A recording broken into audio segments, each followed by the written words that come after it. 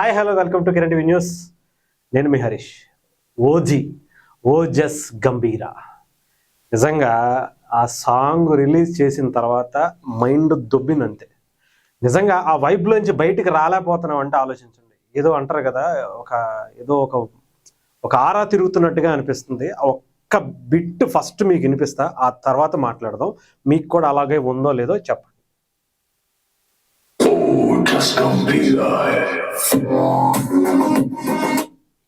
చూసారుగా ఆ వైబ్ ఎలా తీసుకొస్తుందంటే అసలు నిజంగా ఓ జస్ గంభీరా హే అనే ఒక వాడు అసలు నరాల నుండి అసలు రోమాలు నిక్క పొడుచుకుంటున్నాయంటే అర్థం చేసుకోండి. ఈ సినిమా మొదటి రోజు, ఏ రోజైతే ఈ సినిమా ఓపెనింగ్ చేశారో, ఏ రోజైతే ఓజీ అని చెప్పి ఒక టైటిల్ పెట్టడానికి అనుకున్నారో, ఇంకా ఆ రోజు నుంచి మొదలైంది ఈ వైబు. ఇది అంతా కూడా ఇంకా అరాచకానికి అలా వెళ్ళిపోతున్నామేమో అనిపిస్తుంది. ఇకపోతే మిగతా హైలైట్స్, ఈ సినిమాకి సంబంధించి సాంగ్ నిన్నే చెప్పాను రిలీజ్ అవ్వబోతుంది ఈ రోజు అని చెప్పి. ముందుగానే యాక్చువల్గా ఈరోజు సాయంత్రం విమల్ థియేటర్ నుంచి స్టార్ట్ అవుతుంది రచ్చ అనుకున్నారు, కానీ ఆన్లైన్లో ఈరోజు దాదాపు 2 గంటల ముందు నుంచి మొదలైపోయింది. అసలు ఏ రేంజ్లో ఉంటుందంటే సోషల్ మీడియాలో ఎటు చూసినా ఓజస్ గంభీరా ఇదొక్కటే కనిపిస్తుంది. ఒక్కసారి మిగతా అసలు దీంట్లో ఉన్నటువంటి హైలైట్స్ ఏంటి, పవన్ కళ్యాణ్ గారికి సంబంధించినటువంటి ఆ పిక్స్ ఏంటి, ఇవి మీకు చూపించే ప్రయత్నం చేస్తా. నిజంగా స్టార్టింగ్ నుంచి ఎండింగ్ వరకు దాదాపు 1 నిమిషంన్నర 2 నిమిషాలు ఈ సాంగ్ కనిపించింది. ప్రతి ఫ్రేము చెక్కి పడేశారండి. అసలు ఏమన్నా చూపించారు. అసలు పవన్ కళ్యాణ్ గారిని మనం ఎక్స్పెక్ట్ చెయ్యం. అసలు ఇదొక షాట్, ఒక బస్సులోకి ఎక్కి పవన్ కళ్యాణ్ గారు ఆపరేట్స్ ప్రాబ్లం, సో ఇదొకటి. ఇదైతే ఇంకా అసలు పిచ్ అనమాట. ఇక లాస్ట్ ఇక ఇది చచ్చిపోవడం, ఇంకా థియేటర్లు అన్నీ కూడా ఇంకా మంటెక్కిపోతాయి అన్నట్టు తయారైపోద్ది. ఇంకా అసలు అది మామూలుగా లేదు. ఆ లుక్ చూడండి మీరు, ఒక 2-3 సార్లు ప్లే అవుతూ ఉంటుంది. అమ్మా బాబోయ్, ఆ లుక్ ఏంటి, అసలు ఆ సీన్ ఏంటి, ఆ కెమెరా ఆ యాంగిల్ చూపించడం ఏంటి, పవన్ కళ్యాణ్ గారిని ఆ లుక్ లో బ్లాక్ అండ్ బ్లాక్ లో, బాబోయ్. ఇంకా అసలు ఇక్కడ అంటే ఇలా చూస్తేనే ఈ స్క్రీన్ లో నేను మొత్తం లైట్లన్నీ బంద్ చేసుకుని ఇందాక మేము చూసాం, ఇక్కడ చూస్తేనే పిచ్చెక్కిపోయింది. అలాంటిది థియేటర్లో అంతమంది గోల మధ్య పవన్ కళ్యాణ్ గారిని ఊహించుకుని మొన్న గ్లిమ్స్ చూసినప్పుడే అర్థమైపోయింది. అలాంటిది అసలు ఈ లుక్తో ఈ ఒక్క సీనే ఇలా ఉంటే ఇంకా సినిమా ఎలా ఉంటుందో అసలు ఊహ కూడా అందట్లా.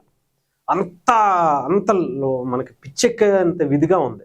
నిజంగా ఈ సినిమా ఎక్కడికి తీసుకెళ్ళిపోతారో ఏమైపోద్దో నాకైతే తెలియదు, కానీ ఏమీ అవసరం. స్టోరీ ఉందా, దీని వెనకాల ఇదా ఇన్ని తీసేయండి.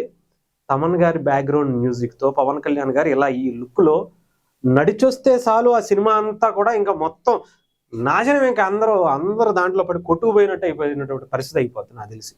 ఇంకా అసలు ఇది ఒక సీను, ఫైట్ సీన్స్లో నాకు తెలిసి one of the best scenes ఇది. కనుక నేను ఒక్కసారి చూపిస్తాను మీకు.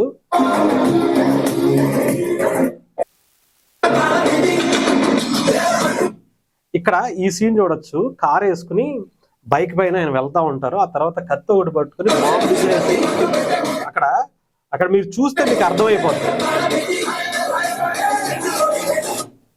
ఇక్కడ బాంబు విసిరారు. బాంబు విసిరిన తర్వాత బైక్ మీద మంట రాజేస్తాడు ఆయన. ఆ ఒక్క సీన్ చాలు. ఆ బాంబు విసిరేసి ఆ కత్తితో అలా లాక్కుంటూ కారు ఆ బ్లాస్ట్ అయ్యి ఆ బైక్ వెనకాల పడుతుంది.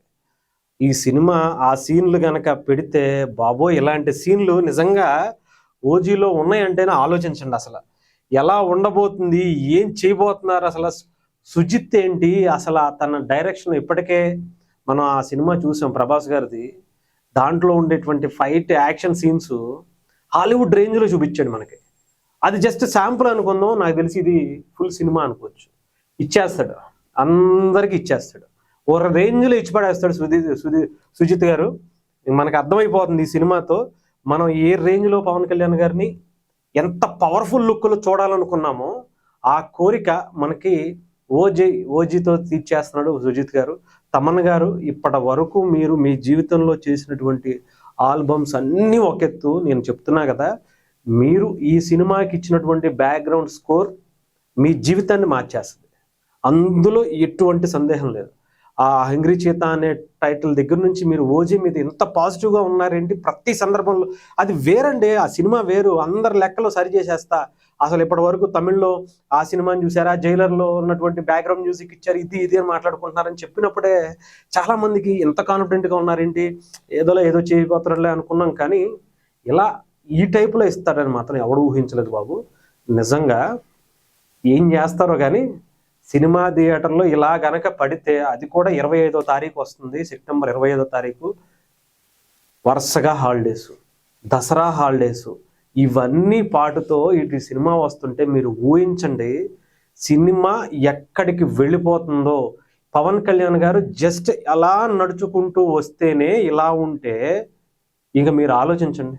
నిజంగా చెప్తున్నాను కదా, ఏపీ తెలంగాణలో కాదు, ఓన్లీ పవన్ కళ్యాణ్ గారి కోసం ఆ ఒక్క షాట్, నేను ఇందాక చెప్పాను కదా, ఈ షాట్ కోసం ఇప్పటికిప్పుడు ఏపీ తెలంగాణలో ఉన్నటువంటి థియేటర్లు అన్నీ ఒక్కసారి ఈ క్లిప్ని వేసి మీరు 500 రూపాయలు టికెట్ పెట్టినా సరే వెళ్ళిపోతారు. ఆ ఒక్క షాట్ చాలు. ఆ ఒక్క షాట్తో సినిమా ఏమీ అవసరం లేదండి, పవన్ కళ్యాణ్ గారిని అలా చూస్తే చాలు. అంతే, ఇంకా పిచ్చి, ఇంకా అంతకు మించి అవసరంలా. మాట్లాడుతుంటేనే ఒక రకమైనటువంటి ఫీలింగ్ వస్తుంది. అలాంటిది సినిమా ఏం చేయబోతున్నారు, అసలు ఇప్పటి వరకు ఉన్నటువంటి ఆ బజ్ ఏంటి, ఇదేంటి, అసలు ఇప్పటికే ఆ వ్యూస్ కూడా ఎక్కడికో వెళ్ళిపోయిందట. మీకు ఒకసారి చూపిస్తాను. అది కూడా రిలీజ్ అయిన 2 గంటల్లోనే ఇప్పటి వరకు ఉన్నటువంటి రికార్డులు అన్నిటినీ మడతెట్టేసి లొంగెట్టేసి మొత్తం తగలెట్టేశారు. ఏదేమైనా కానీ సోషల్ మీడియాలో మాత్రం ఓజస్ గంభీర అరాచకం సృష్టిస్తున్నాడని చెప్పచ్చు. నిజంగా ఆ ఏ రేంజ్కి వెళ్ళిపోద్దో, ఎక్కడికి వెళ్ళిపోద్దో నాకైతే తెలియదు. కానీ ఈ సినిమా ఈ ఒక్క ట్రైలర్తో మాత్రం సినిమా చూపించేశారు మనకి సుజిత్ అండ్ తమన్ గారిద్దరు కలిసి. ఏదేమైనా మామూలుగా లేదండి. ఈ వైబ్ ఇలాగే కంటిన్యూగా సెప్టెంబర్ 25 వరకు ఎలా మోసుకెళ్తారో మీరు ఆలోచించండి. ఈలోపు ఏం జరుగుతుందో, ఎలాంటి రికార్డులు వస్తాయో మనం ఊహించాల్సిన అవసరం లేదు.